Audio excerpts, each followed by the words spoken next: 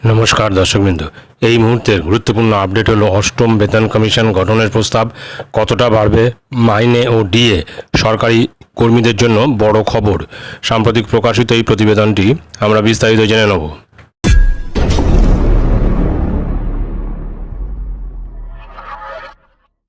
লোকসভা ভোটের আগেই সরকারি কর্মচারীদের 4% মহার্ঘ ভাতা অর্থাৎ ডিএ বাড়ানোর অনুমোদন দিয়েছে মোদী সরকার। কেন্দ্রের এই ঘোষণায় যথেষ্ট খুশি সরকারি কর্মীরা।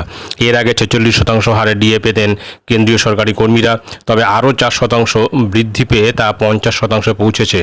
নিয়ম অনুসারে মহার্ঘ ভাতার হার 50% পেরোলেই সরকারকে অষ্টম বেতন কমিশন গঠনের বিষয়টি গুরুত্ব সহকারে বিবেচনা করতে হবে।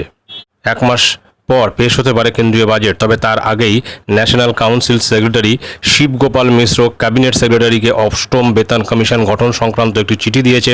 তাতে সরকারকে অষ্টম বেতন কমিশনের প্রস্তাব দেওয়া হয়েছে।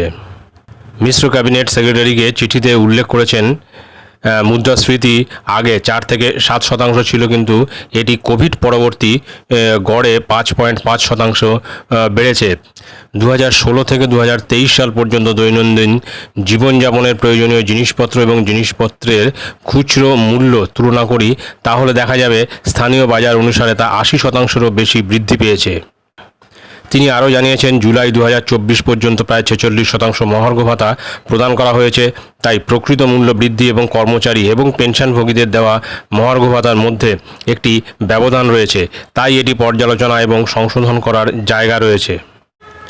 মিশ্র উল্লেখ করেছেন, 2014 সালের 1 জানুয়ারি থেকে কেন্দ্রীয় সরকারি কর্মচারী এবং পেনশনভোগীদের ডিএ 50% করা হয়েছে, তবে ওই সময়ের পরে নিয়োগপ্রাপ্তদের জন্য পেনশন বিধির অধীনে পেনশন পুনরুদ্ধার করার কোনো সিদ্ধান্ত নেওয়া হয়নি।